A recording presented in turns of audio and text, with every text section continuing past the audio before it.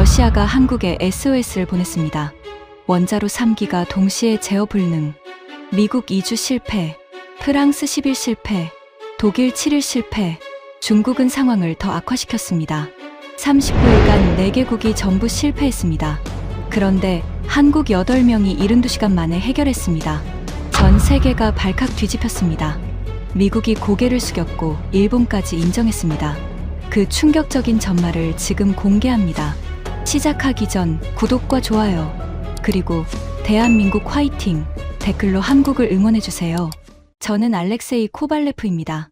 러시아 연방원자력청 수석 감독관으로 32년째 일하고 있습니다. 그날 밤 제가 목격한 것을 말씀드리겠습니다. 원전이라는 곳은 숫자로 움직입니다. 센서 하나가 보내는 데이터, 압력계가 가리키는 수치, 온도계가 찍어내는 기록. 저는 32년간 그 숫자들을 읽어왔습니다. 하루에 확인하는 데이터 포인트만 12,000개가 넘습니다. 왜 이렇게 많냐고요? 원자력 발전소는 단 하나의 숫자가 틀어져도 재앙이 되기 때문입니다. 1986년 체르노빌을 기억하시나요? 4월 26일 새벽 1시 23분, 원자로 4, 5기가 폭발했습니다. 공식 사망자 31명, 하지만 방사능 피폭으로 인한 사망자는 수만 명에 달한다는 추정도 있습니다. 그 사고도 시작은 작은 오차 하나였습니다.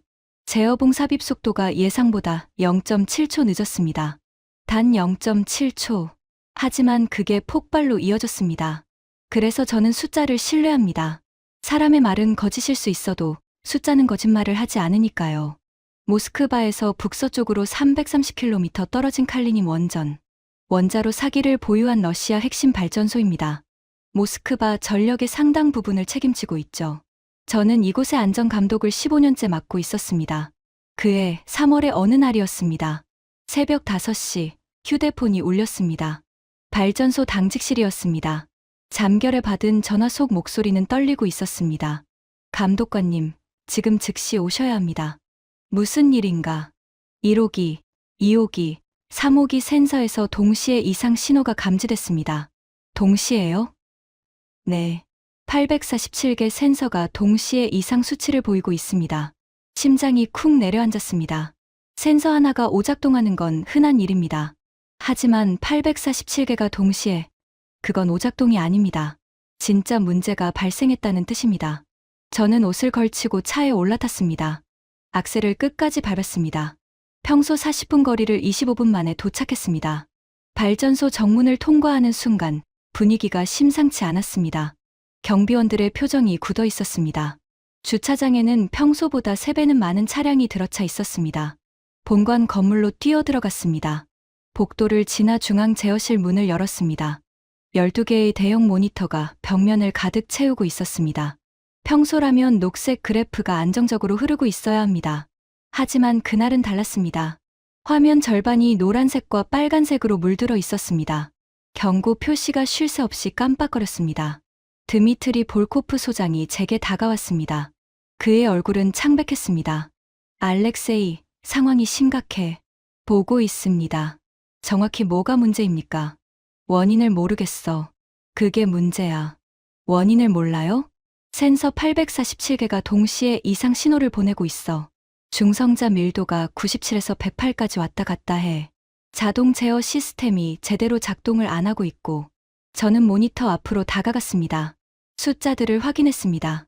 중성자 밀도 103.7, 정상 범위는 95에서 100 사이입니다.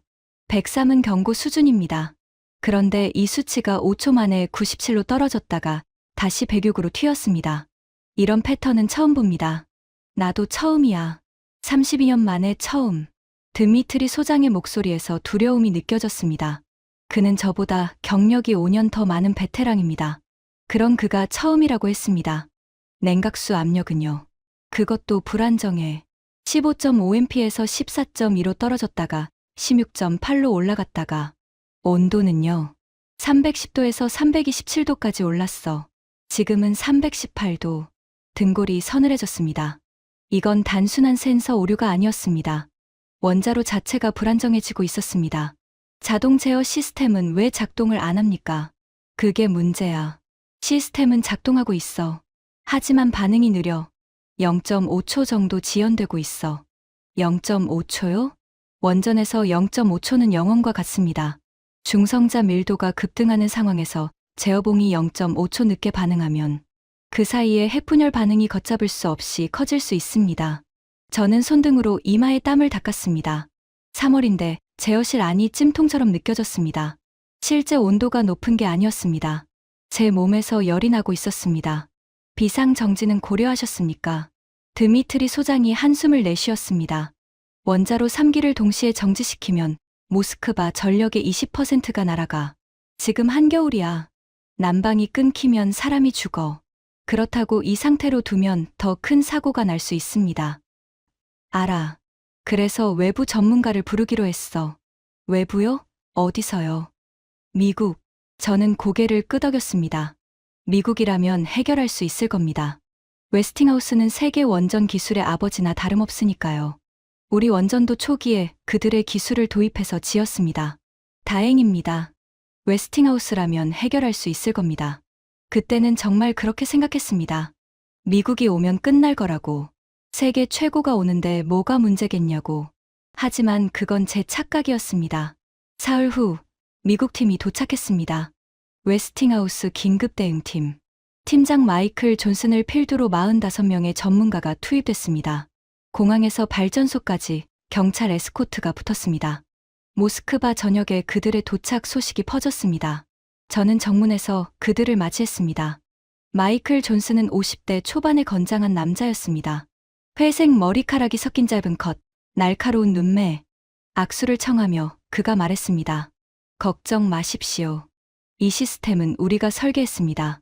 우리만큼 잘하는 사람은 없어요. 감사합니다. 정말 큰 도움이 될 겁니다. 그의 뒤로 대형 트럭 3대가 들어왔습니다. 컨테이너 가득 장비가 실려 있었습니다. 최신 분석 장비, 진단 도구, 시뮬레이션 시스템. 미국 기술력의 상징 같았습니다. 하루 만에 그들은 제어실 옆에 임시 작전실을 차렸습니다. 모니터 15대가 설치됐고 케이블이 거미줄처럼 연결됐습니다. 미국 엔지니어들이 분주하게 움직였습니다. 저는 그 모습을 보며 안도했습니다. 역시 미국이야. 규모부터 다르군. 그때 옆에 있던 나탈리아가 조심스럽게 물었습니다. 나탈리아는 제어실의 젊은 엔지니어였습니다. 모스크바 공대를 수석 졸업한 수재였죠. 감독관님, 혹시 다른 나라 팀도 고려해 보셨어요? 다른 나라? 프랑스나 독일 말인가? 아니요. 한국이요. 한국. 저는 의아한 표정을 지었습니다. 한국이라니. 갑자기 왜 한국이 나오는 거지? 한국이 원전 기술 있나? UAE 바라카 원전이요. 한국이 지었잖아요. 5년째 무사고로 운영 중이래요. 바라카. 그거 건설만 한국이 한 거 아닌가? 운영 기술은 미국이나 프랑스 거 쓰는 거 아니야? 아니요. INC 시스템이라고. 제어 시스템도 한국이 독자 개발했대요. 저는 고개를 저었습니다. 한국은 원전 역사가 50년도 안 돼. 우리 러시아가 세계 최초로 원전을 만들었을 때 한국은 아직 전쟁 복구 중이었어. 미국이 못하면 아무도 못해. 나탈리아는 더 이상 말하지 않았습니다. 하지만 그녀의 눈에 뭔가 할 말이 더 있다는 표정이 스쳤습니다. 미국 팀의 작업이 시작됐습니다. 첫날, 그들은 모든 센서 데이터를 수집했습니다. 3일간의 로그 파일만 47GB에 달했습니다. 마이클 존슨은 자신만만하게 말했습니다. 데이터를 분석하면 원인이 보일 겁니다. 일주일 안에 해결하죠. 그 말을 들으며 저는 안심했습니다. 역시 전문가는 다르군. 하지만 일주일이 지나도 상황은 달라지지 않았습니다. 7일째 되는 날, 저는 미국 팀 작전실을 방문했습니다. 분위기가 달라져 있었습니다. 처음에 활기는 사라지고 피로와 짜증이 공간을 채우고 있었습니다. 마이클 존슨의 얼굴에도 그늘이 드리워져 있었습니다. 그의 책상에는 빈 커피컵이 5개나 쌓여 있었습니다. 양복 재킷은 벗어던져져 있었고 셔츠 소매는 팔꿈치까지 걷어 올려져 있었습니다. 진행 상황이 어떻습니까? 마이클이 한숨을 내쉬었습니다. 이상합니다. 뭐가 이상하죠? 패턴이요. 이 이상 현상의 패턴이 우리 데이터베이스에 없습니다. 데이터베이스에 없다고요? 웨스팅하우스는 전 세계 원전에서 발생한 모든 사고와 이상 현상을 기록해둡니다. 70년간의 데이터입니다. 근데 이번 케이스와 일치하는 게 하나도 없어요. 저는 당혹스러웠습니다. 70년간의 데이터에 없다니. 그럼 어떻게 해야 합니까? 더 분석해 봐야 합니다. 시간이 좀 더 필요해요. 일주일이 더 지났습니다. 총 2주가 흘렀습니다. 그 사이 원전 상황은 조금씩 악화되고 있었습니다. 중성자 밀도 변동폭이 커졌습니다. 97에서 110까지 요동치기 시작했습니다. 냉각수 압력도 불안정해졌습니다. 야간에 경보가 3번이나 울렸습니다. 14일째 되는 날, 마이클 존슨이 드미트리 소장실로 찾아왔습니다. 저도 배석했습니다. 마이클의 얼굴은 2주 전과 완전히 달랐습니다. 자신감은 온데간데 없고 지친 기색이 역력했습니다. 솔직히 말씀드리겠습니다. 그가 입을 열었습니다. 이건 우리도 처음 보는 현상입니다. 처음이라니요. 웨스팅하우스가 세계 최고 아닙니까? 최고라고 해서 모든 걸 아는 건 아닙니다. 이번 케이스는 우리 매뉴얼에 없는 상황이에요. 센서 이상, 제어 지연, 밀도 변동. 각각은 우리가 본 적 있는 현상입니다. 하지만 이 3가지가 동시에 이런 패턴으로 발생하는 건 처음입니다. 드미트리 소장의 얼굴이 굳어졌습니다. 그래서 결론이 뭡니까? 저희 능력으로는 해결이 어렵습니다. 회의실에 침묵이 흘렀습니다. 저는 귀를 의심했습니다. 미국이 포기한다고 세계 최고가? 다른 방법은 없습니까? 마이클이 고개를 저었습니다. 프랑스 아레바에 연락해 보시는 게 좋겠습니다. 그들은 소프트웨어 쪽에 강하니까요. 어쩌면 우리가 놓친 걸 찾을 수도 있습니다. 다음 날, 미국 팀 45명이 철수했습니다. 트럭 3대에 실려왔던 장비들이 다시 트럭에 실렸습니다. 마이클 존슨은 떠나면서 제게 말했습니다. 미안합니다. 우리가 해결하지 못해서. 그의 뒷모습을 보며 저는 복잡한 감정을 느꼈습니다. 실망, 불안, 그리고 약간의 공포. 미국도 못 푸는 문제라면 대체 누가 풀 수 있단 말인가.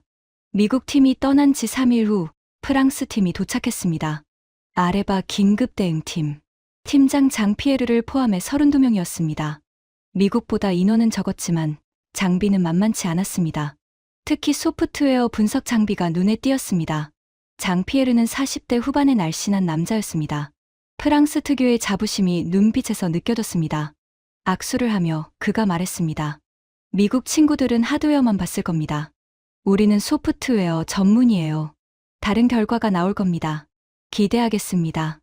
회의실에서 브리핑이 진행됐습니다. 저는 지난 2주간의 상황을 설명했습니다. 미국 팀의 분석 결과도 공유했습니다. 장피에르는 자료를 훑어보며 고개를 끄덕였습니다. 흥미롭군요. 미국은 패턴 매칭에만 의존했네요. 우리는 다른 접근을 하겠습니다. 어떤 접근입니까? 시스템 전체의 상호작용을 분석할 겁니다. 개별 센서가 아니라 센서들 간의 관계를 보는 거죠. 저는 희망을 품었습니다. 프랑스가 다른 관점으로 본다면 뭔가 찾을 수 있을지도 모릅니다. 그때 나탈리아가 또 조심스럽게 질문했습니다. 장피에르님, 혹시 아시아 팀과 협력해 보신 적 있으세요? 아시아요? 일본 말입니까?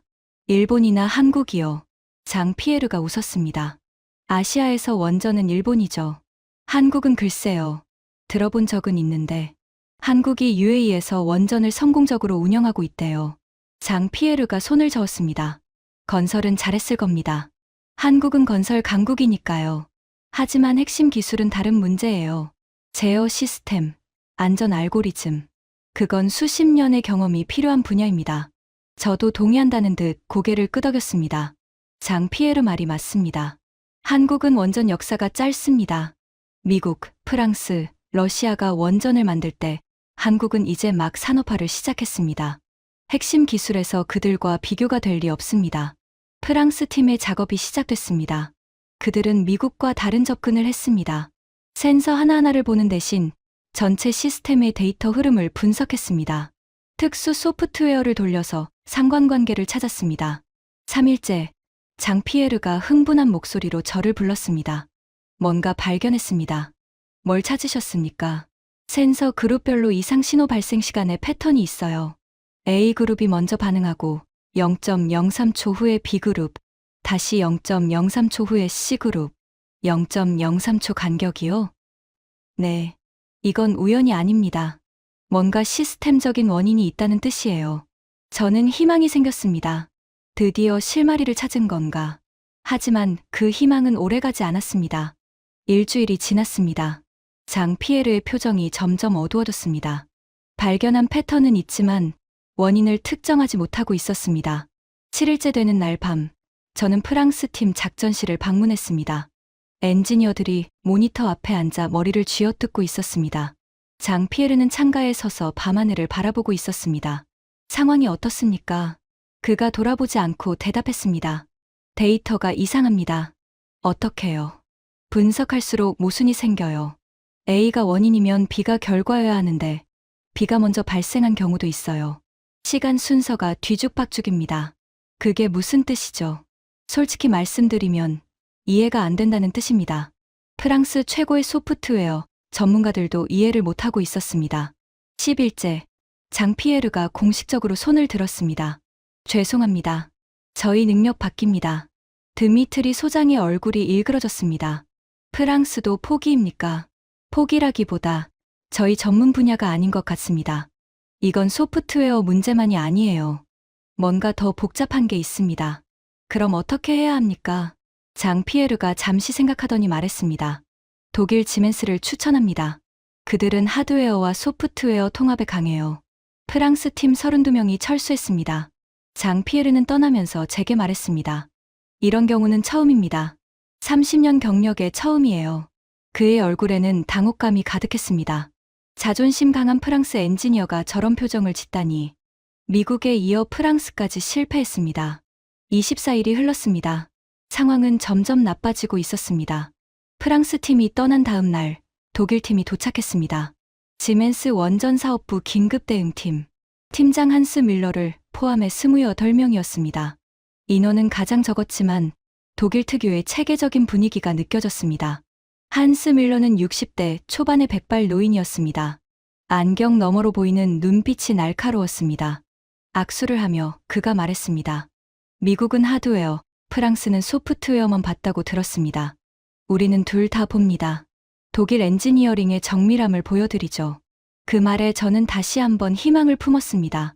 미국과 프랑스가 각각 다른 부분을 봤다면 둘 다 보는 독일이 해결할 수 있을지도 모릅니다. 회의실에서 브리핑이 진행됐습니다. 한스 밀러는 미국과 프랑스의 분석 자료를 꼼꼼히 검토했습니다. 흥미롭군요. 두 팀 모두 부분만 봤습니다. 전체 시스템을 통합적으로 분석해야 합니다. 드미트리 소장이 물었습니다. 시간이 얼마나 걸릴 것 같습니까? 일주일 안에 결론을 내리겠습니다. 자신감 있는 대답이었습니다. 역시 독일답다고 생각했습니다. 그때 회의실 구석에서 나탈리아가 작은 목소리로 말했습니다. 저기 한국원자력연구원에 연락해보는 건 어떨까요? 회의실이 조용해졌습니다. 한스 밀러가 고개를 돌려 나탈리아를 바라봤습니다. 한국이요? 한국 엔지니어? 네. 그들이 개발한 INC 시스템이 UAE에서 좋은 성과를 내고 있다고 들었어요. 한스 밀러가 피식 웃었습니다. 미안하지만 한국 엔지니어는 만나본 적도 없습니다. UAE 건설은 가격 경쟁력 때문에 수주한 것으로 알고 있어요. 핵심 기술은 다른 문제입니다. 저도 고개를 끄덕였습니다. 한스 밀러 말이 맞습니다. 독일은 원전 기술 강국입니다. 지멘스는 세계 최고의 정밀 기계 회사입니다. 그런 그들이 한국을 언급할 리 없습니다.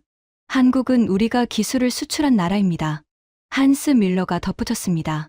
배우는 입장에서 가르치는 입장이 되려면 최소 50년은 걸립니다. 한국은 아직 그 단계가 아니에요. 나탈리아는 더 이상 말하지 않았습니다.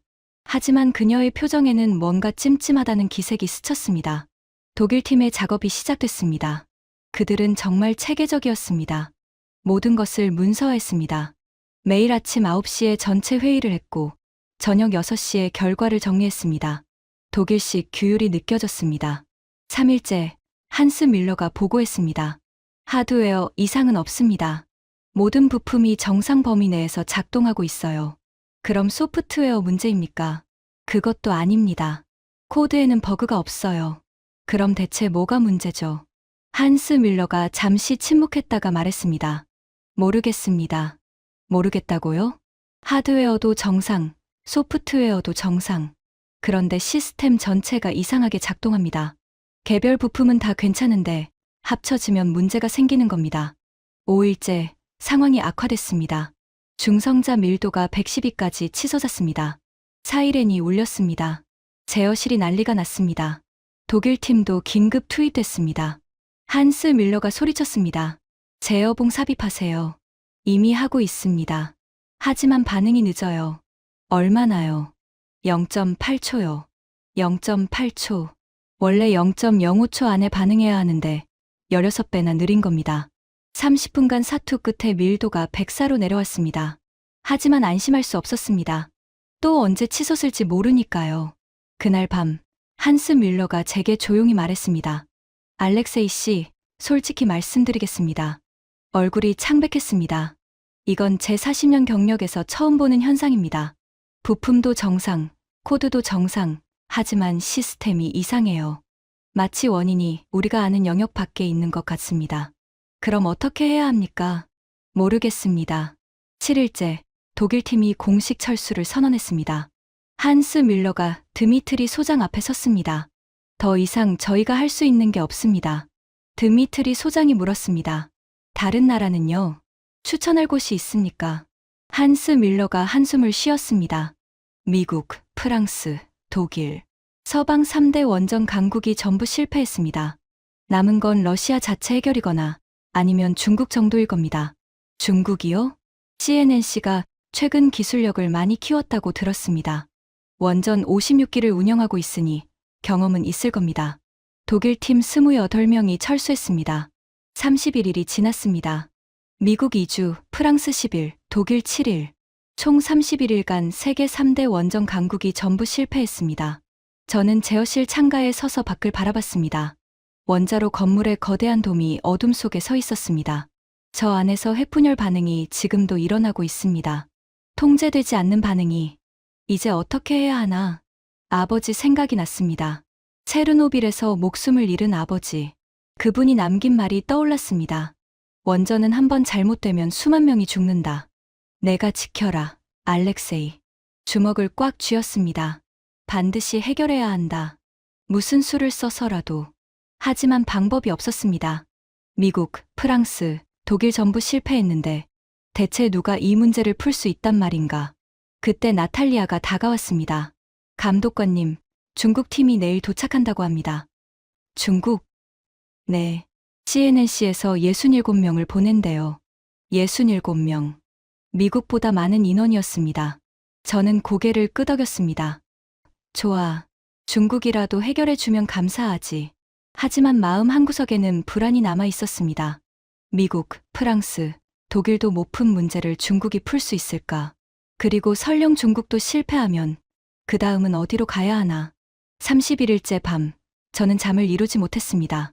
창밖으로 보이는 원자로 돔이 마치 시한폭탄처럼 느껴졌습니다. 중국 팀이 도착했습니다. CNNC, 중국 핵공업 집단. 중국 원전의 모든 것을 책임지는 국영기업입니다. 팀장 왕의를 필두로 무려 67명이 투입됐습니다.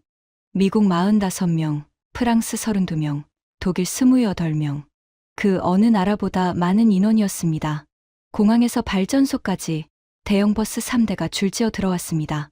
저는 정문에서 그들을 맞이했습니다.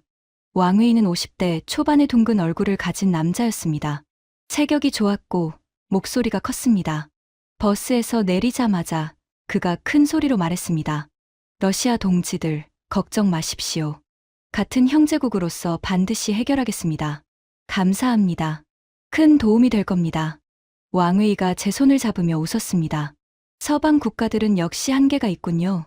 미국, 프랑스, 독일. 그들은 기술만 알지 현장을 몰라요. 우리는 다릅니다. 원전 56기를 운영하고 있어요. 현장 경험이 다르죠. 그의 자신감은 대단했습니다. 아니, 자신감을 넘어 오만함에 가까웠습니다. 하지만 저는 그게 불편하지 않았습니다. 자신감이라도 있어야 문제를 풀 수 있으니까요. 회의실로 이동했습니다. 브리핑이 시작됐습니다. 저는 지난 31일간의 상황을 설명했습니다. 미국, 프랑스, 독일 팀의 분석 결과도 공유했습니다. 왕회의는 자료를 훑어보더니 코웃음을 쳤습니다. 이게 전부입니까? 네, 세 팀의 분석 결과입니다. 허술하군요. 서방 국가들은 기본기가 안 돼 있어요. 우리가 처음부터 다시 분석하겠습니다. 그때 나탈리아가 작은 목소리로 물었습니다.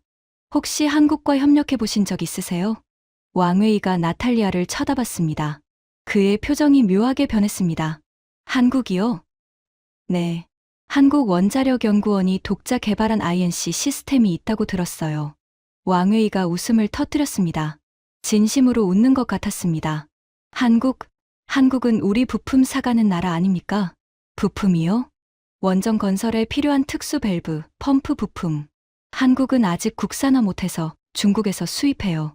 기술력이 없는 거죠. 하지만 UAE 바라카 원전에서 왕웨이가 손을 저었습니다. 바라카. 그거 우리가 입찰해서 양보한 거예요. 정치적 이유로. 기술력에서 밀린 게 아닙니다. 왕웨이의 말투에는 한국에 대한 노골적인 무시가 담겨 있었습니다. 저도 솔직히 한국을 높게 평가하지 않았지만 저 정도로 대놓고 무시하는 건 처음 봤습니다. 어쨌든 좋습니다. 중국이 해결해 주신다면 감사하죠.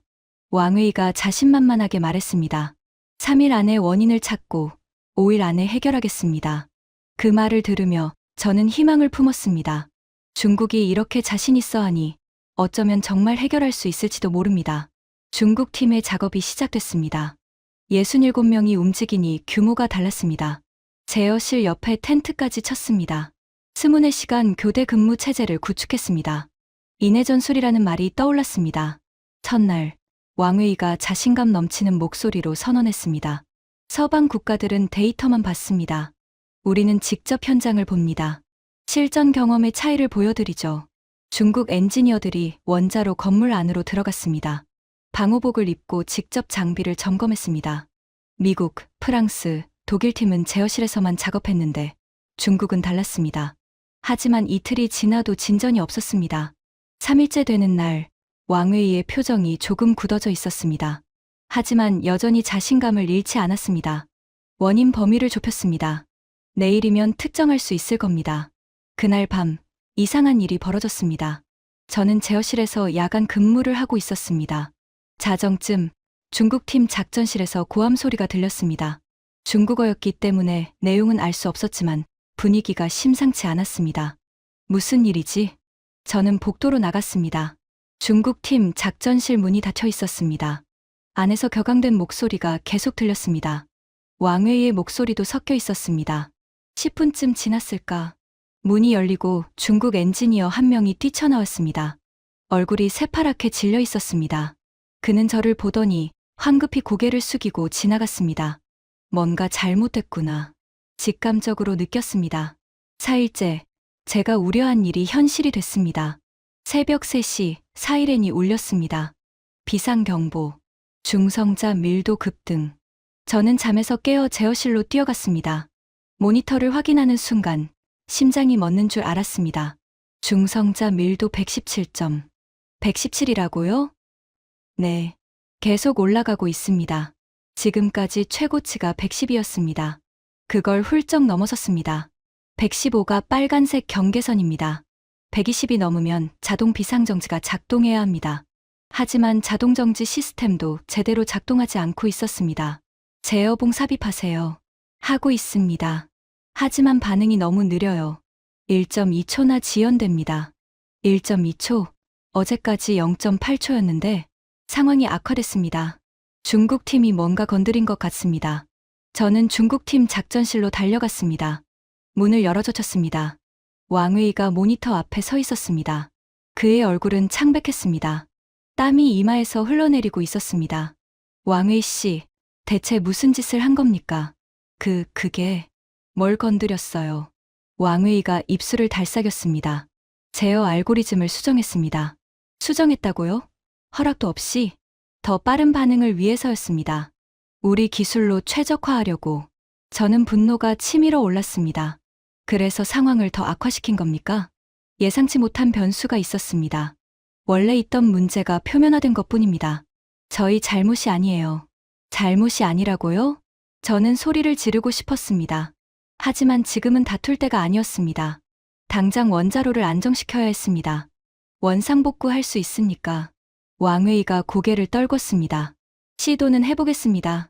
시도요? 확실히 할 수 있냐고 물었습니다. 침묵이 흘렀습니다. 왕웨이는 대답하지 못했습니다. 그로부터 12시간 동안 지옥이었습니다. 중성자 밀도가 119까지 올라갔습니다. 120 턱밑이었습니다. 냉각수 온도가 340도를 찍었습니다. 정상 범위 상한선이 330도입니다. 이미 초과한 상태였습니다. 드미트리 소장이 비상대책회의를 소집했습니다. 최악의 경우 대피령을 내려야 합니다. 반경 30km, 주민 47만 명. 회의실이 얼어붙었습니다. 체르노빌의 악몽이 현실이 될 수도 있다는 뜻이었습니다. 중국팀은 어떻습니까? 드미트리 소장이 저를 쳐다봤습니다. 원상복구 중입니다. 하지만 제대로 되지 않고 있습니다. 시간이 얼마나 필요하다고 합니까? 모르겠다고 합니다. 침묵이 흘렀습니다. 모르겠다. 세계에서 가장 듣기 싫은 말이었습니다. 다행히 6시간 후 중성자 밀도가 조금 내려갔습니다. 114까지. 여전히 위험 수준이었지만 최악은 면한 상태였습니다. 중국팀이 수정한 알고리즘을 일부 복구한 덕분이었습니다. 하지만 완전한 원상복구는 실패했습니다. 왕웨이가 보고했습니다. 일부 코드가 꼬여서 완전 복구가 불가능합니다. 현재 상태에서 안정화를 시도해야 합니다. 그게 가능합니까? 시간이 필요합니다. 얼마나요? 며칠 걸릴 겁니다. 며칠이 지났습니다. 5일째가 됐습니다. 중국팀은 아무것도 해결하지 못했습니다. 오히려 상황만 악화시켰습니다. 67명이 투입되고도 실패했습니다. 아니, 실패를 넘어 사고를 키웠습니다. 5일째 저녁, 왕웨이가 드미트리 소장실로 찾아왔습니다. 저도 배석했습니다. 왕웨이의 모습은 5일 전과 완전히 달랐습니다. 자신감 넘치던 표정은 사라지고 초라한 기색이 역력했습니다. 어깨가 축 처져 있었습니다. 그가 입을 열었습니다. 저희는 철수하겠습니다. 철수요? 더 이상 저희가 할 수 있는 게 없습니다. 드미트리 소장의 얼굴이 일그러졌습니다. 상황을 악화시켜 놓고 철수한다고요? 왕웨이가 고개를 떨궜습니다. 죄송합니다. 예상치 못한 변수. 또 그 말입니까? 저는 분노를 억누르며 물었습니다. 책임은 어떻게 할 겁니까? 왕웨이가 대답하지 않았습니다. 그는 그냥 일어서서 문 쪽으로 걸어갔습니다. 문고리를 잡은 그가 돌아보지 않고 말했습니다. 다른 나라를 알아보십시오. 그게 마지막이었습니다. 다음 날 아침, 중국팀 67명이 철수했습니다. 버스 3대가 왔던 것처럼 버스 3대에 나눠 타고 떠났습니다. 왕웨이는 끝까지 저와 눈을 마주치지 않았습니다. 미국 2주, 프랑스 10일, 독일 7일, 중국 5일. 총 36일이 지났습니다. 세계 4대 원전 강국이 전부 실패했습니다. 그리고 중국은 상황을 더 악화시켰습니다. 중국팀이 떠난 직후 긴급회의가 소집됐습니다. 회의실에는 드미트리 소장, 저, 그리고 부소장 세르게이, 기술팀장 이고르가 있었습니다. 분위기는 장례식장 같았습니다. 드미트리 소장이 입을 열었습니다. 상황을 정리하자. 미국 실패, 프랑스 실패, 독일 실패, 중국은 상황을 더 악화시키고 도망갔다. 현재 중성자 밀도는 108에서 114 사이를 오가고 있다. 제어 지연 시간은 0.9초다. 중국 전보다는 나아졌지만 여전히 위험 수준이다. 세르게이 부소장이 물었습니다. 남은 선택지가 뭐가 있습니까? 침묵이 흘렀습니다. 아무도 대답하지 못했습니다. 일본은요? 이고르 기술팀장이 말했습니다. 일본은 후쿠시마 이후로 원전 기술 투자를 줄였습니다. 게다가 지금 그들도 자국 원전 재가동 문제로 바쁩니다. 도움을 줄 여력이 없어요. 영국은요? 영국 원전 기술은 미국 것을 도입한 겁니다. 미국이 못 풀었으면 영국도 못 풀어요. 그럼 대체, 제가 말했습니다. 우리가 자체 해결해야 합니다. 드미트리 소장이 고개를 저었습니다. 36일간 우리 팀도 같이 분석했어. 해결책을 못 찾았잖아. 회의실에 무거운 침묵이 내려앉았습니다. 정말 방법이 없는 걸까? 이대로 손 놓고 기다리다가 최악의 사태를 맞이해야 하는 걸까? 그때 문이 열리고 나탈리아가 들어왔습니다. 죄송합니다. 회의 중인 줄 알았는데. 드미트리 소장이 손짓했습니다. 들어와. 어차피 다 같이 머리 싸매야 할 상황이야. 나탈리아가 조심스럽게 자리에 앉았습니다. 그녀가 입을 열었습니다. 저기, 한 가지 제안이 있습니다. 뭔데? 한국원자력연구원에 연락해보는 건 어떨까요? 회의실이 조용해졌습니다. 모두의 시선이 나탈리아에게 쏠렸습니다. 한국, 세르게이 부소장이 의아한 표정을 지었습니다. 네. 한국이 독자 개발한 INC 시스템이 있습니다. AI 기반 통합 제어 시스템이에요. UAE 바라카 원전에서 5년째 무사고로 운영 중입니다. 이고르 기술팀장이 말했습니다. 한국, 원전 역사가 50년도 안 되는 나라잖아. 그래서 오히려 가능성이 있을 수도 있어요. 무슨 말이야? 나탈리아가 설명했습니다. 미국, 프랑스, 독일은 모두 수십 년 된 기술을 기반으로 합니다. 검증된 방식이지만 새로운 문제에는 한계가 있을 수 있어요. 한국은 후발주자라서 처음부터 새로운 접근을 했습니다. AI 기반 예측 시스템, 센서 간 직접 통신. 기존 방식과 완전히 다른 설계예요. 세르게이 부소장이 코웃음을 쳤습니다. 그래봤자 경험이 없잖아. 미국이 2주 걸려도 못 푼 걸 한국이. 나탈리아가 대답했습니다. 저도 확신은 없습니다. 하지만 다른 선택지가 있으니까. 침묵이 흘렀습니다. 나탈리아 말이 맞았습니다. 다른 선택지가 없었습니다. 드미트리 소장이 저를 쳐다봤습니다. 알렉세이, 어떻게 생각해? 저는 잠시 생각했습니다. 솔직히 한국에 대한 기대는 없었습니다. 원전 기술 막내라고 생각했으니까요. 하지만 지금 상황에서 선택의 여지가 없었습니다. 해봅시다. 어차피 잃을 것도 없습니다. 드미트리 소장이 고개를 끄덕였습니다. 좋아. 한국원자력연구원에 공식 요청서를 보내자. 나탈리아가 물었습니다. 어떻게 보낼까요? 드미트리 소장이 잠시 생각하더니 말했습니다. 솔직하게 쓰자. 상황 그대로. 그날 밤 공식 요청서가 작성됐습니다. 한국원자력연구원 귀중. 러시아 칼리닌 원전에서 심각한 이상 현상이 발생했습니다. 36일간 미국, 프랑스, 독일, 중국 전문가 팀이 투입되었으나 해결에 실패했습니다. 현재 상황이 매우 위중합니다. 그 연구원의 INC 시스템과 전문가 팀 파견을 요청드립니다. 제발 도와주십시오. 러시아 연방원자력청 드림. 요청서를 읽으며 저는 씁쓸한 기분이 들었습니다. 러시아가 한국에 도움을 요청하다니. 세계 최초로 원자력 발전소를 만든 나라가 원전 역사 50년도 안 되는 나라에. 하지만 자존심 따질 때가 아니었습니다. 요청서를 발송하고 12시간이 지났습니다. 답장이 왔습니다. 러시아 연방원자력청 귀중. 요청서 잘 받았습니다. 상황의 심각성을 인지하고 있습니다. 저희 긴급 대응팀을 파견하겠습니다. 8명으로 구성된 팀이 24시간 내에 도착할 예정입니다. 최선을 다하겠습니다. 한국원자력연구원 드림. 8명. 저는 그 숫자에 눈이 갔습니다. 미국 45명, 프랑스 32명, 독일 28명, 중국 67명. 그런데 한국은 8명. 8명으로 뭘 할 수 있을까? 의구심이 들었습니다. 하지만 어차피 다른 선택지는 없었습니다. 오시라고 해. 드미트리 소장이 말했습니다. 8명이든 80명이든 일단 와서 봐야지. 37일째 되는 날 저녁 한국팀이 도착했습니다. 모스크바 셰레메티예보 국제공항. 저는 직접 마중을 나갔습니다. 입국장 앞에서 기다리는데 심정이 복잡했습니다. 기대 반, 의심 반. 솔직히 의심이 더 컸습니다. 입국장 문이 열렸습니다. 사람들이 쏟아져 나왔습니다. 저는 한국에서 온 사람들을 찾았습니다. 저기다. 8명의 동양인이 걸어오고 있었습니다. 캐리어를 끌고 백팩을 맨 모습. 언뜻 보기에 평범한 출장자들 같았습니다.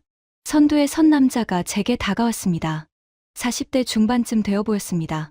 단정한 검은 머리, 안경 너머로 차분한 눈빛. 그가 영어로 말했습니다. 알렉세이 코발레프 감독관님이시죠? 네, 맞습니다. 어떻게 아셨습니까?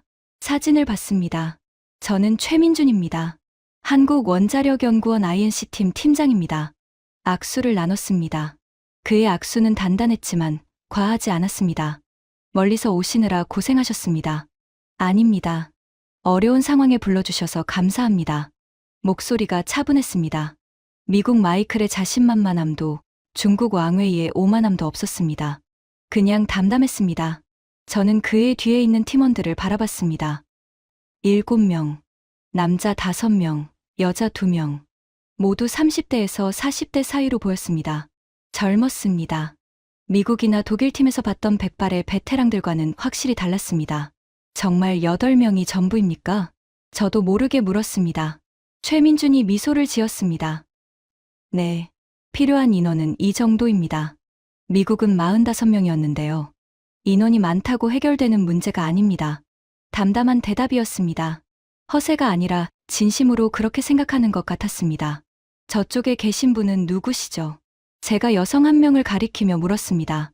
30대 후반쯤 되어 보이는 안경을 쓴 여성이었습니다. 한소영 박사입니다. AI 제어 시스템 전문가예요. 이번 문제 해결의 핵심 인력입니다. AI 전문가요? 네. 저희 INC 시스템의 핵심은 AI 기반 예측 알고리즘입니다. 한 박사가 개발했어요. 저는 고개를 끄덕였습니다. AI. 미국, 프랑스, 독일 팀에서는 들어보지 못한 접근이었습니다. 차량으로 이동하겠습니다. 발전소까지 4시간 정도 걸립니다. 차에 오르며 저는 한국 팀의 짐을 살펴봤습니다. 노트북 가방 8개, 중형 캐리어 몇 개. 그게 전부였습니다. 미국 팀이 컨테이너 3대 분량의 장비를 가져온 것과 대조적이었습니다. 장비는 저것뿐입니까? 최민준이 대답했습니다. 필요한 건 다 있습니다. 확신에 찬 말투였습니다. 하지만 저는 여전히 의구심을 지울 수 없었습니다. 새벽 1시 발전소에 도착했습니다. 한국 팀은 피곤한 기색 없이 바로 제어실로 향했습니다. 저는 그들을 안내하며 현재 상황을 설명했습니다. 현재 중성자 밀도는 108에서 114 사이를 오가고 있습니다. 제어 지연 시간은 0.9초입니다. 중국 팀이 알고리즘을 건드려서 상황이 악화됐다가 부분 복구된 상태입니다. 최민준이 고개를 끄덕이며 들었습니다. 36일간의 로그 데이터를 볼 수 있을까요? 준비해뒀습니다. 각국 팀의 분석 보고서도요. 그것도 있습니다. 최민준이 팀원들에게 지시했습니다. 자, 시작하자. 소영 씨는 데이터 분석 먼저, 준혁 씨는 센서 네트워크 구조 파악, 나머지는 제어 시스템 코드 리뷰. 8명이 일사불란하게 움직였습니다. 각자 노트북을 펴고 자리를 잡았습니다. 큰 소리 없이, 군더더기 없이. 마치 오랫동안 함께 훈련한 팀처럼 보였습니다. 저는 옆에서 지켜봤습니다. 1시간이 지났습니다. 2시간이 지났습니다. 그들은 거의 말없이 각자 화면만 바라보고 있었습니다. 가끔 한국어로 짧게 대화를 나눌 뿐이었습니다. 새벽 4시쯤 한소영 박사가 최민준에게 다가갔습니다. 뭔가를 보여주며 이야기했습니다. 한국어라 알아들을 수 없었지만 최민준의 표정이 변하는 게 보였습니다. 뭔가 찾은 건가? 저는 다가갔습니다. 뭔가 발견했습니까? 최민준이 저를 쳐다봤습니다. 아직 확정은 아닙니다. 하지만 방향이 보이기 시작했습니다. 어떤 방향이죠? 한소영 박사가 화면을 가리켰습니다. 센서들 사이의 시간 동기화 문제예요. 각 센서가 보내는 데이터의 타임스탬프가 미세하게 어긋나 있어요. 시간 동기화요? 네. 0.03초 정도씩. 개별적으로는 무시할 수 있는 수준이지만 847개 센서가 동시에 어긋나면 시스템 전체가 혼란에 빠집니다. 저는 눈이 번쩍 떠졌습니다. 프랑스 팀이 발견했던 0.03초 패턴. 그들은 발견만 하고 원인을 못 찾았는데 한국 팀은 벌써 원인 방향을 잡은 것 같았습니다. 그걸 어떻게 해결합니까? 한소영 박사가 대답했습니다. 저희 INC 시스템을 적용하면 됩니다. AI 기반 실시간 동기화 알고리즘이 있어요. 하루 만에 원인을 찾다니. 미국이 2주, 프랑스가 10일 걸려도 못 찾은 걸. 저는 처음으로 이 사람들이 다르다는 걸 느꼈습니다. 38일째, 한국팀 도착 첫날. 아침 8시, 최민준이 브리핑을 요청했습니다. 드미트리 소장과 저, 그리고 주요 기술진이 회의실에 모였습니다. 최민준이 화면을 띄우며 설명을 시작했습니다. 밤새 분석한 결과 원인을 특정했습니다. 원인을 찾았다고요? 드미트리 소장이 놀란 표정을 지었습니다. 36일간 4개국이 못 찾은 걸 하룻밤 만에. 최민준이 설명을 이어갔습니다. 문제는 센서 간 시간 동기화입니다. 이 발전소는 12,000개의 센서가 있습니다. 각 센서는 독립적으로 데이터를 수집해서 중앙 서버로 보냅니다. 그런데 각 센서의 내부 시계가 미세하게 어긋나 있어요. 어긋나다니요. 모든 센서는 중앙 서버 시간에 동기화됩니다. 한소영 박사가 대답했습니다. 이론적으로는 그렇습니다. 하지만 실제로는 네트워크 지연 때문에 미세한 차이가 발생해요. 0.01초에서 0.05초 사이. 평소에는 문제가 없는 수준이죠. 하지만 어떤 이유로 그 차이가 누적되기 시작했습니다. 어떤 이유요? 2년 전에 네트워크 장비를 교체하셨죠? 저는 기억을 더듬었습니다. 맞았습니다. 2년 전에 통신 장비를 신형으로 교체했습니다. 성능 향상을 위해서. 그게 문제였습니다. 신형 장비는 데이터 처리 속도가 빠르지만 구형 센서들과 타이밍이 안 맞아요. 빠른 쪽이 먼저 도착하고 느린 쪽이 나중에 도착하면서 순서가 꼬였습니다. 저는 할 말을 잃었습니다. 그 간단한 걸 왜 아무도 못 찾았을까? 최민준이 말했습니다. 미국 팀은 센서 하나하나를 점검했습니다. 개별 센서에는 문제가 없으니 원인을 못 찾은 거예요. 프랑스 팀은 소프트웨어 상관관계를 봤습니다.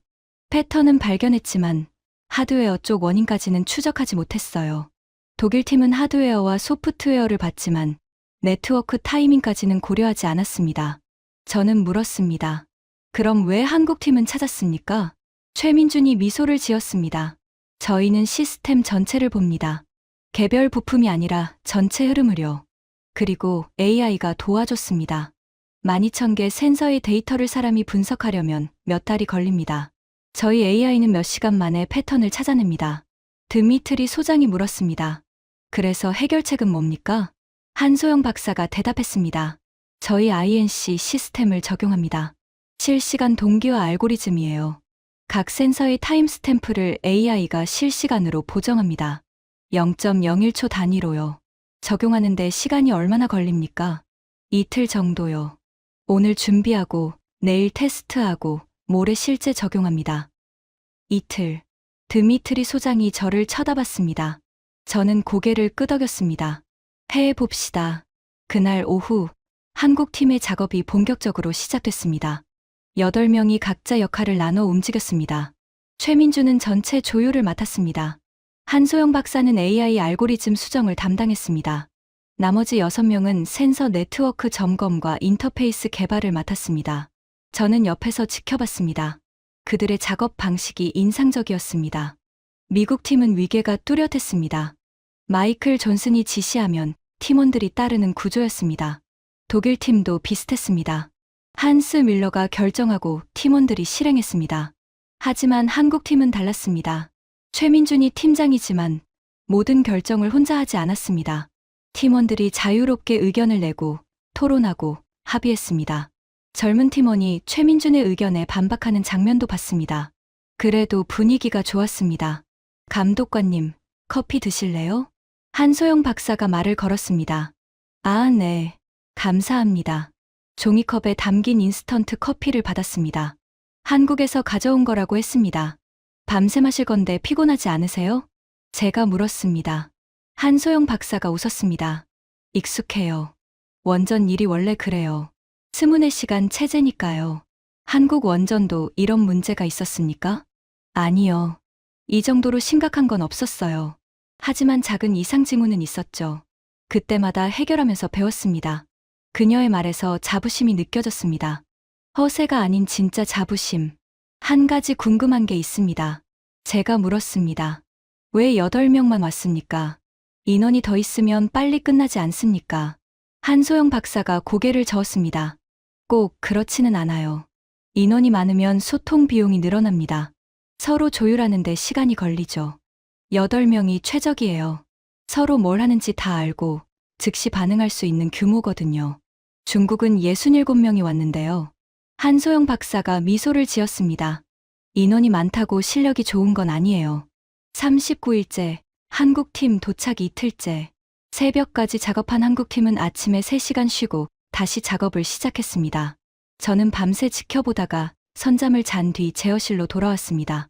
최민준이 브리핑을 했습니다. 알고리즘 수정이 완료됐습니다. 오늘 오후에 시뮬레이션 테스트를 진행합니다. 시뮬레이션이요? 네. 가상 환경에서 먼저 검증합니다. 비상 상황 시나리오 100개를 돌려볼 예정이에요. 100개나요? 적은 편이에요. 원래 저희는 1000개 이상 돌립니다. 시간 관계상 핵심 시나리오만 추렸습니다. 오후 3시 시뮬레이션이 시작됐습니다.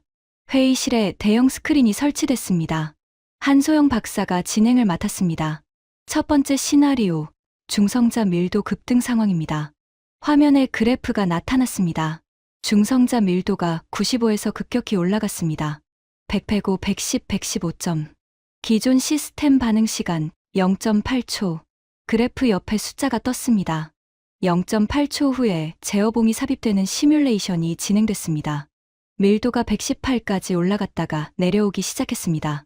INC 시스템 적용 시 반응 시간 0.02초. 0.02초? 제가 물었습니다. 0.8초에서 0.02초로 40배나 빨라진다고? 한소영 박사가 설명했습니다. 기존 시스템은 센서가 데이터를 보내면 중앙 서버가 분석하고 판단합니다. 그 과정에서 시간이 걸려요. 저희 시스템은 AI가 센서 데이터를 예측합니다. 이상 징후가 나타나기 전에 미리 대응하는 거예요. 예측이요? 네.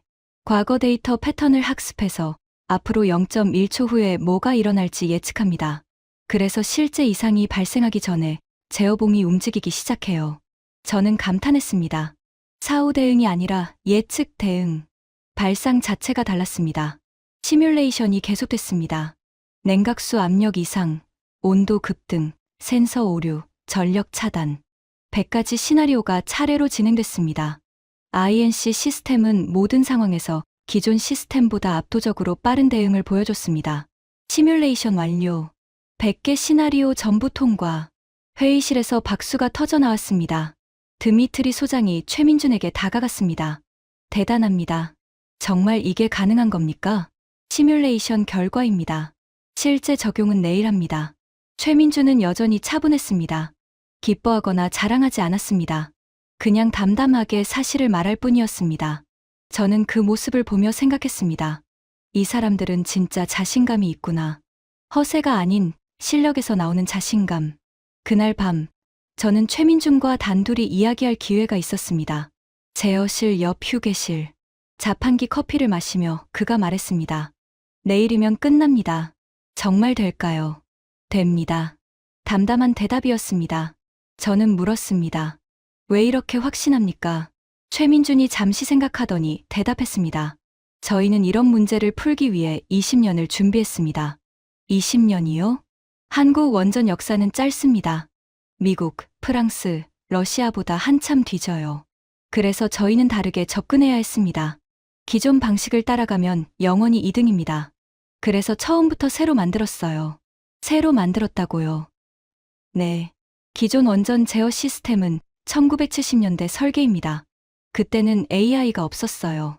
센서도 적었고 데이터 처리 속도도 느렸죠. 저희는 2000년대에 시작했습니다. AI가 있었고 센서도 많았고 컴퓨터도 빨랐어요. 그래서 완전히 새로운 설계가 가능했습니다. 후발주자의 이점. 맞습니다. 먼저 시작한 나라들은 기존 시스템을 버리기 어렵습니다. 이미 투자한 게 많으니까요. 하지만 저희는 버릴 게 없었어요. 처음부터 최신 기술로 만들 수 있었습니다. 저는 고개를 끄덕였습니다. 그제야 이해가 됐습니다. 한국이 왜 다른지 한 가지 더 물어봐도 됩니까? 네. 왜 이렇게 열심히 합니까? 러시아 문제인데. 최민준이 미소를 지었습니다. 원전은 한 나라의 문제가 아닙니다. 체르노빌이 터졌을 때 방사능은 국경을 안 가렸어요. 유럽 전역이 피해를 봤습니다. 후쿠시마도 마찬가지였고요. 그가 덧붙였습니다. 그리고 저도 이유가 있습니다. 체르노빌 다큐멘터리를 보고 이 일을 시작했거든요. 어렸을 때요. 그때 결심했습니다. 다시는 저런 일이 없게 하겠다고. 저는 가슴이 뭉클해졌습니다. 이 사람은 진심이구나. 돈이나 명예가 아니라 진짜 사명감으로 이 일을 하는 사람. 아버지 생각이 났습니다. 그날 밤, 저는 잠을 이루지 못했습니다. 숙소 침대에 누워 천장을 바라봤습니다. 최민준의 말이 머릿속을 맴돌았습니다. 체르노빌 다큐멘터리를 보고 이 일을 시작했다. 저도 마찬가지였습니다. 아니, 저는 다큐멘터리가 아니라 실제로 그 재앙을 겪었습니다. 1986년 4월 26일. 저는 그때 6살이었습니다. 모스크바 외곽의 작은 아파트에서 어머니와 살고 있었습니다. 아버지 이반 코발레프는 원자력 연구소의 엔지니어였습니다. 자주 출장을 갔기 때문에 집에 없는 날이 많았습니다. 그날 밤도 아버지는 집에 없었습니다. 새벽에 전화벨이 울렸습니다. 어머니가 받았습니다. 전화 내용은 들리지 않았지만 어머니의 비명 소리는 들렸습니다. 저는 잠에서 깨어 방문을 열었습니다. 어머니가 바닥에 주저앉아 울고 있었습니다. 엄마, 왜 울어요? 어머니는 대답하지 않았습니다. 그냥 저를 끌어안고 울기만 했습니다. 나중에 알게 됐습니다. 체르노빌 원전에서 폭발이 일어났다는 것. 아버지가 긴급 수습팀에 차출됐다는 것. 그리고 아버지가 방사능에 피폭됐다는 것. 아버지는 3일 동안 현장에 있었습니다. 방호복을 입고 무너진 원자로 건물 근처에서 작업했습니다. 잔해를 치우고 방사능 수치를 측정하고 피해 상황을 기록했습니다. 그 3일 동안 받은 방사선량은 평생 허용치의 수백 배였습니다. 아버지가 집으로 돌아온 건 일주일 후였습니다. 아빠, 저는 현관으로 뛰어갔습니다. 하지만 아버지의 모습을 보고 멈춰섰습니다. 일주일 만에 아버지는 10년은 늙어 보였습니다. 머리카락이 듬성듬성 빠져 있었고 얼굴은 창백했습니다. 아버지가 무릎을 꿇고 저를 안았습니다. 알렉세이, 아빠가 미안해. 왜요? 아빠 왜 미안해요? 아버지는 대답하지 않았습니다. 그냥 저를 꼭 안고 있었습니다. 6개월 후 아버지에게 백혈병 진단이 내려졌습니다. 방사능 피폭의 결과였습니다. 치료를 받았지만 소용없었습니다. 1988년 겨울 아버지는 눈을 감았습니다. 마지막으로 아버지를 본 건 병원 침대에서였습니다. 뼈만 앙상하게 남은 아버지가 제 손을 잡았습니다. 알렉세이. 네, 아빠. 원전은 인류의 미래야. 무한한 에너지를 만들어낼 수 있어. 하지만 잘못되면 수만 명이 죽어. 아버지의 눈에 눈물이 고였습니다. 내가 지켜라. 다시는 이런 일이 없게. 네. 약속해요, 아빠. 그게 아버지와의 마지막 대화였습니다. 저는 그 약속을 지키기 위해 32년을 살았습니다. 원자력 공학을 전공하고 원전 안전 감독관이 됐습니다. 하루도 빠짐없이 숫자를 확인했습니다. 단 하나의 오차도 놓치지 않으려고 했습니다. 하지만 지금 그 모든 노력에도 불구하고 원전은 위기에 처해 있습니다. 47만 명의 주민이 위험에 노출되어 있습니다. 내일 한국 팀이 성공해야 합니다. 반드시. 저는 침대에서 일어났습니다. 창밖을 바라봤습니다. 어둠 속에 원자로 돔이 보였습니다. 아버지, 지켜봐 주세요. 40일째, 한국팀 도착 4일째. 새벽 5시, 제어실에 모든 인원이 집결했습니다. 오늘이 실제 적용의 날이었습니다. 드미트리 소장, 저, 기술팀장 이고르, 그리고 한국팀 8명. 모니터 앞에 모두가 섰습니다. 긴장감이 흘렀습니다. 최민준이 말했습니다. 지금부터 INC 시스템을 실제 적용합니다. 예상 소요 시간은 3시간입니다. 3시간이요? 한소영 박사가 대답했습니다. 시스템 연동, 캘리브레이션, 테스트까지 포함한 시간입니다. 시스템 연동이란 게 정확히 뭡니까? 저희 AI 알고리즘을 기존 제어 시스템에 얻는 거예요. 기존 시스템은 유지하면서 그 위에 저희 예측 엔진이 돌아갑니다. 기존 시스템을 건드리는 건 아닌 거죠? 아니요. 중국처럼 기존 코드를 수정하지 않습니다. 저희 시스템이 독립적으로 작동하면서 제어 명령만 보조해요. 문제가 생기면 언제든 분리할 수 있습니다. 안전한 방식이었습니다. 중국 팀이 저질렀던 실수를 반복하지 않는 접근이었습니다. 좋습니다. 시작하세요. 드미트리 소장이 승인했습니다. 한국 팀이 움직이기 시작했습니다. 한소영 박사가 메인 콘솔 앞에 앉았습니다. 최민준이 옆에서 지켜봤습니다. 나머지 팀원들은 각자 위치에서 모니터링을 시작했습니다. 1단계, 인터페이스 연결 시작합니다. 화면에 진행 상황이 표시됐습니다. 연결 상태를 나타내는 막대가 조금씩 차올랐습니다. 30분이 지났습니다. 1단계 완료. 2단계, 데이터 동기화 시작합니다. 12,000개 센서의 데이터가 INC 시스템으로 흘러들어갔습니다. AI가 각 센서의 타임스탬프를 분석하기 시작했습니다. 1시간이 지났습니다. 2단계 완료. 데이터 동기화 오차 0.001초 이내로 보정됐습니다. 저는 숨을 죽이고 지켜봤습니다. 지금까지는 순조로웠습니다. 3단계, 예측 엔진 활성화합니다. 이게 핵심이었습니다. AI가 센서 데이터를 분석해서 미래를 예측하는 단계. 화면에 새로운 그래프가 나타났습니다. 실시간 데이터 옆에 점선으로 된 예측 그래프가 함께 표시됐습니다. 예측 정확도 98.7%. 한소영 박사가 보고했습니다. 98.7%. 거의 맞춘다는 뜻이었습니다. 2시간이 지났습니다.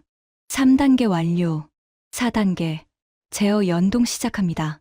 이제 AI의 예측을 바탕으로 제어 명령을 보내는 단계였습니다. 가장 중요한 순간이었습니다. 제어실에 침묵이 흘렀습니다. 모두가 화면을 바라봤습니다. 연동 완료.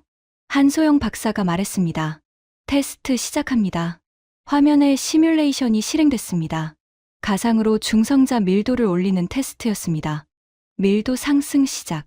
95, 97, 100, 103점. 기존 시스템이라면 여기서 경보가 울리고 0.8초 후에 제어봉이 반응할 것입니다. INC 시스템 반응. 화면에 숫자가 떴습니다. 0.02초. 제어봉이 0.02초 만에 움직였습니다. 밀도가 103에서 더 오르지 않고 바로 내려가기 시작했습니다. 드미트리 소장이 탄성을 질렀습니다. 대단해. 정말 0.02초야. 테스트 시나리오를 계속 돌려봤습니다. 냉각수 압력 이상, 온도 급등, 전력 변동. 모든 상황에서 INC 시스템은 기존보다 30배에서 40배 빠른 반응을 보였습니다. 테스트 완료.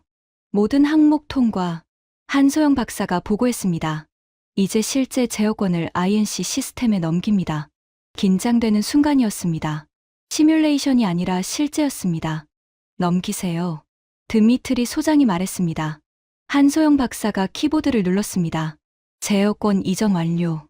화면이 깜빡였습니다. 3초간 정적이 흘렀습니다. 그리고 기적이 일어났습니다. 중성자 밀도 그래프가 안정되기 시작했습니다. 108에서 105로, 다시 102로, 100으로. 불규칙하게 요동치던 그래프가 부드러운 직선으로 바뀌어갔습니다. 밀도 안정. 100.2. 냉각수 압력도 정상 범위로 돌아왔습니다. 온도도 315도로 안정됐습니다. 경보 표시가 하나씩 사라졌습니다. 노란색이 녹색으로 바뀌었습니다. 모든 지표 정상 범위 진입. 한소영 박사가 보고했습니다. 40일 만에 처음이었습니다. 모든 지표가 정상. 저는 눈을 의심했습니다. 이게 진짜입니까? 제가 물었습니다. 최민준이 고개를 끄덕였습니다. 진짜입니다. 제어실에서 환호성이 터져 나왔습니다. 드미트리 소장이 최민준의 손을 잡았습니다. 기술팀장 이고르가 한소영 박사를 껴안았습니다. 저는 모니터 앞에 서서 숫자들을 바라봤습니다. 안정된 숫자들, 녹색 그래프들. 40일 동안 보고 싶었던 화면이 눈앞에 있었습니다. 해냈구나. 눈물이 났습니다. 32년 경력에 처음으로 제어실에서 울었습니다. 미국 2주, 프랑스 10일, 독일 7일, 중국 5일. 4개국이 39일간 실패한 문제를 한국 8명이 72시간 만에 해결했습니다. 소식은 빠르게 퍼졌습니다. 한국 팀이 72시간 만에 문제를 해결했다. 미국, 프랑스, 독일, 중국이 39일간 실패한 문제를 단 8명이 하루 만에 세계 원자력 업계가 발칵 뒤집혔습니다. 가장 먼저 연락이 온 건 미국이었습니다. 마이클 존슨, 웨스팅하우스 팀장. 2주간 씨름하다 손을 들고 떠났던 그 사람입니다. 화상회의가 연결됐습니다. 화면에 마이클의 얼굴이 나타났습니다. 2주 전에 봤던 것과 완전히 달랐습니다. 그때는 지치고 창백했는데 지금은 놀라움과 당혹감이 뒤섞인 표정이었습니다. 정말입니까? 72시간 만에 해결했다는 게 사실입니다. 최민준이 대답했습니다. 대체 어떻게 한 겁니까? 우리가 2주 동안 못 찾은 원인을 어떻게... 시스템 전체를 봤습니다. 센서 간 시간 동기화 문제였어요. 시간 동기화. 그건 우리도 확인했는데 개별 센서는 정상이었습니다. 하지만 12,000개 센서의 상호작용에서 문제가 생겼어요. AI로 전체 패턴을 분석해서 찾아냈습니다. 마이클이 침묵했습니다. 화면 너머로 그가 무언가를 삼키는 게 보였습니다. 자존심이겠죠. 그가 다시 입을 열었습니다. 솔직히 말씀드리겠습니다. 네, 저희가 졌습니다. 완전히. 마이클의 목소리가 떨렸습니다. 70년간 원전 기술을 이끌어왔다고 자부했습니다. 하지만 이번에 깨달았어요. 저희가 뒤처졌다는 걸. 최민준이 대답했습니다. 뒤처진 게 아닙니다. 접근 방식이 달랐을 뿐이에요. 아닙니다. 솔직해지겠습니다. 저희가 배워야 합니다. 마이클이 고개를 숙였습니다. INC 시스템에 대해 더 알고 싶습니다. 기술 공유가 가능할까요? 저는 귀를 의심했습니다. 미국이 한국의 기술을 가르쳐 달라고 세계 원전의 아버지가 후발주자에게 그 순간 저는 세상이 바뀌고 있다는 걸 느꼈습니다. 프랑스에서도 연락이 왔습니다. 장 피에르 아레바 팀장. 한국을 무시하며 웃었던 그 사람입니다. 화상회의에서 그의 표정은 복잡했습니다. 프랑스인 특유의 자존심이 꿈틀대는 게 보였습니다. 하지만 결국 그도 인정했습니다. 대단합니다. 정말 대단해요. 감사합니다. 솔직히 저는 한국을 과소평가했습니다. 건설만 잘하는 나라라고 생각했어요. 제가 틀렸습니다. 장 피에르가 한숨을 쉬었습니다. 저희도 AI 기반 시스템을 연구 중입니다. 하지만 아직 초기 단계예요. 한국이 이미 실전에서 검증했다는 게 놀랍습니다. 그가 덧붙였습니다. 공동 연구를 제안해도 될까요? 한국에서 배우고 싶습니다. 프랑스가 한국에 배우겠다고 유럽 원전의 자존심이 머리를 숙이는 순간이었습니다. 독일에서도 연락이 왔습니다. 한스 밀러, 지멘스 팀장, 40년 경력의 베테랑, 한국 엔지니어를 만나본 적도 없다고 했던 그 사람입니다. 그는 화상회의에서 첫 마디부터 달랐습니다. 제가 사과드려야 할 것 같습니다. 사과요? 한국을 무시했습니다. 경험이 없다고, 역사가 짧다고. 하지만 그건 제 편견이었어요. 한스 밀러의 눈가에 주름이 깊게 패였습니다. 40년 경력의 무게가 느껴졌습니다. 40년간 이 일을 해왔습니다. 수많은 문제를 해결했어요. 하지만 이번엔 못했습니다. 한국이 해냈고요. 그가 고개를 숙였습니다. 인정합니다. 한국이 저희보다 앞서 있습니다. 적어도 이 분야에서는. 독일 엔지니어링의 상층이 한국 앞에 고개를 숙였습니다. 하지만 중국에서는 아무 연락이 없었습니다. 왕웨이, CNNC 팀장. 상황을 악화시키고 도망간 그 사람. 연락처로 메시지를 보냈지만 답이 없었습니다.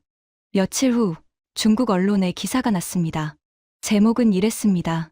러시아 원전 문제, 한국이 운이 좋았다. 저는 기사를 읽으며 쓴웃음을 지었습니다. 운이 좋았다고? 72시간 동안 밤을 새워가며 작업한 게 운이라고? 하지만 상관없었습니다. 결과가 모든 걸 말해주니까요. 드미트리 소장이 말했습니다. 중국은 저러겠죠. 인정하기 싫은 거예요. 인정하든 안 하든 사실은 변하지 않습니다. 최민준이 담담하게 대답했습니다. 그의 표정에는 승리감도 분노도 없었습니다. 그냥 담담했습니다. 그 모습이 더 멋있어 보였습니다. 그리고 가장 충격적인 인정이 있었습니다. 일본에서 연락이 온 겁니다. 사토 히로시, 미쓰비시 중공업 고문. 일본 원전 업계의 산증인이라 불리는 사람입니다.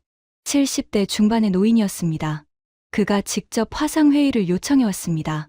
화면에 나타난 사토 고문은 흰 머리에 깊은 주름이 패인 얼굴이었습니다. 하지만 눈빛만은 날카로웠습니다. 최민준 팀장님. 네, 고문님. 제가 오늘 드릴 말씀이 있습니다. 사토 고문이 자세를 고쳐 앉았습니다.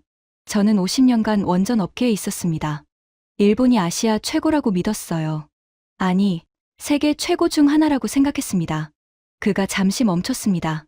하지만 후쿠시마가 있었습니다. 2011년 3월 11일. 그날 이후 일본 원전은 멈췄습니다. 기술 투자도 줄었고 인력도 빠져나갔어요. 사토 고문의 목소리가 떨렸습니다. 그 사이 한국은 달라졌습니다. UAE에서 성공했고 독자 기술을 개발했어요. 저는 그걸 인정하지 않았습니다. 한국은 일본을 따라올 수 없다고 생각했거든요. 그가 고개를 숙였습니다. 제가 틀렸습니다. 화면 너머로 침묵이 흘렀습니다. 일본 원전의 산증인이 한국 앞에 고개를 숙이고 있었습니다. 솔직히 인정하겠습니다. 한국이 일본을 추월했습니다. 사토 고문이 말했습니다. 이번 러시아건으로 확실해졌어요. 한국의 INC 시스템은 세계 최고입니다. 일본도 따라가야 합니다. 최민준이 대답했습니다. 과찬이십니다. 일본에서도 배울 점이 많습니다. 아닙니다. 겸손은 필요 없어요. 사실을 사실로 인정해야 발전합니다. 사토 고문이 미소를 지었습니다. 한국의 젊은 엔지니어들에게 경의를 표합니다. 미래는 여러분 것입니다. 저는 그 장면을 보며 가슴이 뜨거워졌습니다. 일본이 한국을 인정하다니. 그것도 저렇게 솔직하게. 역사적인 순간이었습니다. 국제기관의 반응도 이어졌습니다. IAEA, 국제원자력기구, 세계 원전의 기준을 정하는 곳입니다. 사무차장 마리아 산체스가 공식 성명을 발표했습니다. 한국원자력연구원의 INC 시스템은 원전 안전의 새로운 패러다임을 제시했습니다. IAEA는 이 시스템을 글로벌 표준으로 검토할 예정입니다. 글로벌 표준. 그 말의 무게를 아시나요? 전 세계 440개 원전이 한국 시스템을 기준으로 삼게 된다는 뜻입니다. 원전 기술의 역사가 바뀌는 순간이었습니다. EU 원자력안전청에서도 권고안이 나왔습니다. 유럽 내 원전의 한국 INC 시스템 도입을 적극 검토할 것. 미국 에너지부에서도 발표가 있었습니다. 한국원자력연구원과 기술협력 MOU 체결을 추진 중. 하루아침에 세상이 바뀌었습니다. 한국은 더 이상 원전 기술의 막내가 아니었습니다. 세계의 기준이 됐습니다. 한국팀이 떠나는 날이 됐습니다.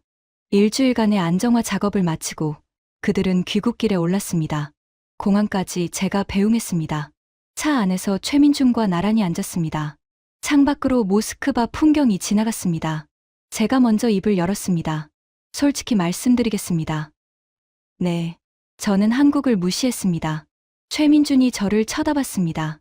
원전 기술 서열이 있다고 생각했어요. 미국, 프랑스, 러시아, 독일, 일본. 한국은 그 아래라고 봤습니다. 역사가 짧으니까요. 저는 한숨을 쉬었습니다. 미국이 오면 해결될 줄 알았습니다. 프랑스가 오면, 독일이 오면. 하지만 전부 실패했어요. 마지막으로 한국을 불렀을 때도 솔직히 기대하지 않았습니다. 최민준이 조용히 듣고 있었습니다.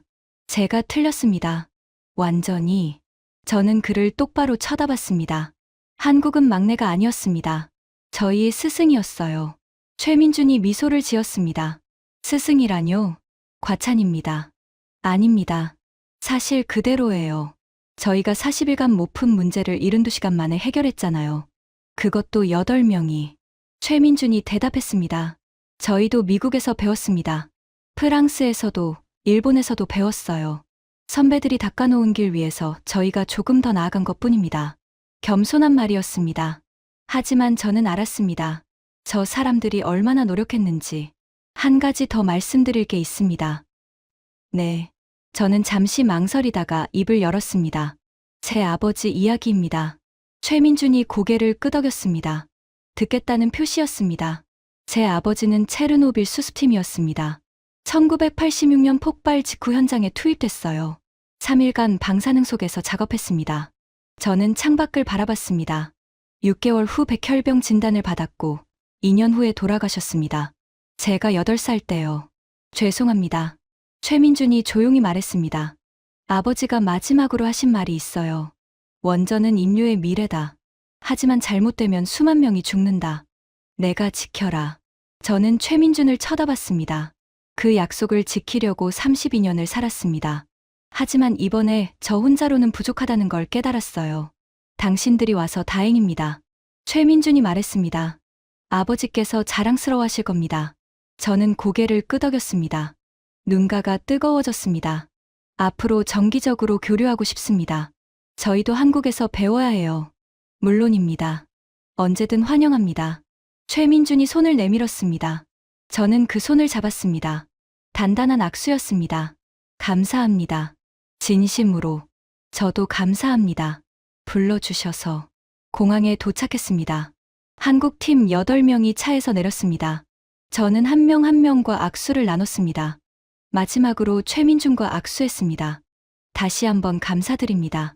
덕분에 47만 명이 안전합니다. 최민준이 미소를 지었습니다. 원전은 한 나라의 것이 아닙니다.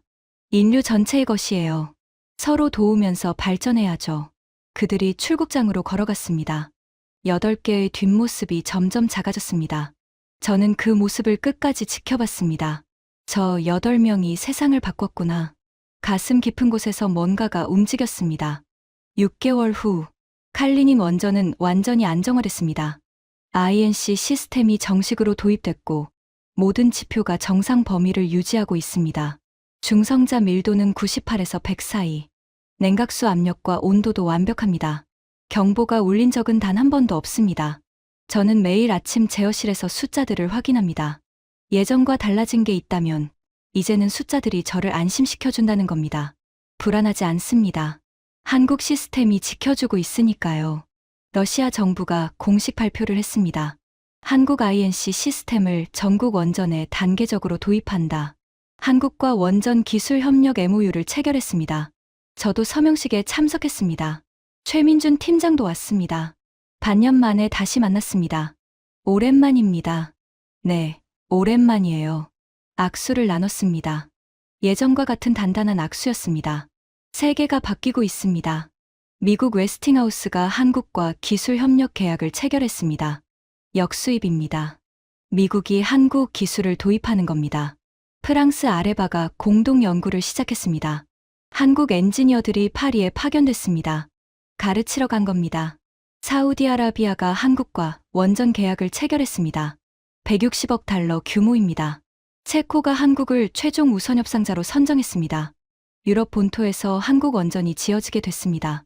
폴란드, 네덜란드, 필리핀, 한국 원전 수출 협상이 동시에 진행되고 있습니다. 한 기사 제목이 눈에 들어왔습니다. 한국이 없으면 세계 원전이 돌아가지 않는 시대가 온다. 6개월 전만 해도 상상할 수 없었던 말입니다. 하지만 지금은 사실이 되어가고 있습니다. 얼마 전 한국 출장을 다녀왔습니다. 한국원자력연구원을 방문했습니다. 대전이라는 도시에 있었습니다. 생각보다 작은 건물이었습니다. 화려하지 않았습니다. 하지만 안에서 일하는 사람들의 눈빛은 달랐습니다. 젊은 엔지니어들이 모니터 앞에서 열심히 작업하고 있었습니다. 밤늦게까지 불이 켜져 있었습니다. 최민준 팀장이 연구실을 안내해줬습니다. 여기가 INC 시스템을 개발한 곳입니다. 몇 명이 일합니까? 핵심 인력은 20명 정도예요. 전체 지원 인력 포함하면 50명쯤 됩니다. 50명이요? 웨스팅하우스 원전 사업부 인원이 수천 명인 걸 생각하면 놀라운 숫자였습니다. 어떻게 50명으로 세계 최고 기술을 만들었습니까? 최민준이 웃었습니다. 인원이 적으니까 효율적으로 움직여야 했어요. 낭비할 여유가 없었습니다. 그게 오히려 장점이 됐어요. 저는 고개를 끄덕였습니다. 작지만 강한 나라, 한국을 표현하는 말이 떠올랐습니다. 연구실을 나서며 복도에서 한 사진을 봤습니다. 액자에 담긴 오래된 사진이었습니다. 1970년대로 보이는 흑백 사진. 허름한 건물 앞에 몇 명의 사람들이 서 있었습니다. 이건 뭡니까? 최민준이 대답했습니다. 1978년입니다. 한국 첫 번째 원전을 가동할 때 사진이에요. 그때는 모든 게 미국 기술이었습니다. 저분들이 맨 땅에서 시작했어요. 저는 사진 속 사람들을 바라봤습니다. 젊은 얼굴들, 희망과 각오가 담긴 눈빛.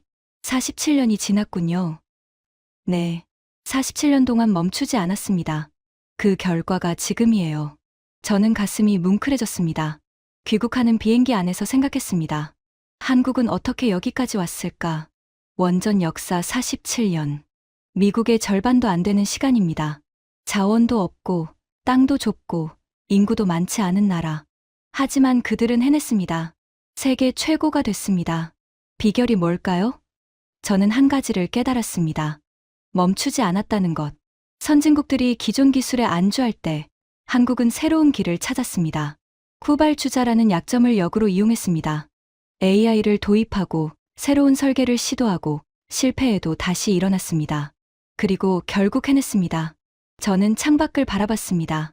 구름 사이로 햇빛이 비치고 있었습니다. 아버지, 보고 계시죠? 원전을 지키겠다는 약속. 저 혼자로는 부족했습니다. 하지만 좋은 파트너를 만났습니다. 한국이라는 나라를. 이제 저도 바뀌어야 합니다. 배워야 합니다. 한국에서. 그리고 함께 성장해야 합니다. 원전은 한 나라의 것이 아니니까요. 인류 전체의 것이니까요. 마지막으로 한 가지 말씀드리겠습니다. 저는 32년간 숫자를 믿었습니다. 숫자는 거짓말하지 않는다고요. 하지만 이번에 배웠습니다. 숫자보다 중요한 게 있다는 걸. 사람입니다. 8명의 한국 엔지니어. 그들이 숫자를 바꿨습니다. 불가능을 가능으로 만들었습니다.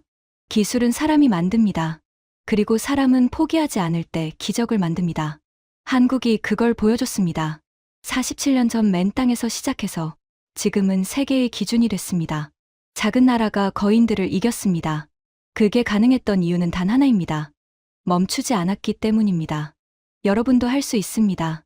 지금 어떤 상황에 있든, 어떤 어려움을 겪고 있든, 멈추지 마세요. 한국이 보여줬잖아요. 후발주자도 1등이 될 수 있다는 걸. 작은 나라도 세상을 바꿀 수 있다는 걸. 포기하지 않으면 언젠가 반드시 기적이 찾아옵니다. 저는 그걸 72시간 만에 목격했습니다. 여러분의 기적도 분명히 올 겁니다. 끝까지 시청해 주셔서 감사합니다. 구독과 좋아요, 알림 설정까지 부탁드립니다. 다음 영상에서 뵙겠습니다. 지금까지 감동테라였습니다. 감사합니다.